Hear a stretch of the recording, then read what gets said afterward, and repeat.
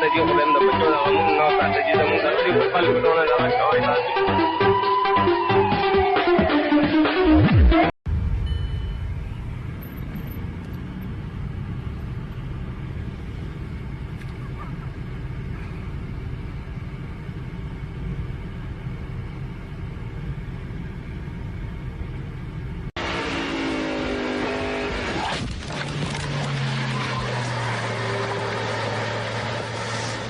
That just gave you an idea of the severity of that crash.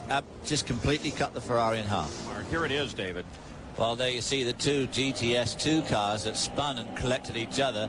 Fabrizio Barbazza spun to avoid them. Jeremy Dale was completely unsighted. He could really see the accident unfolding on his left, and I think he missed Barbazza altogether from his vision, and of course swerved to miss the tyres rolling across the road and got Barbazza absolutely amidships, causing extensive damage to both cars and to both drivers.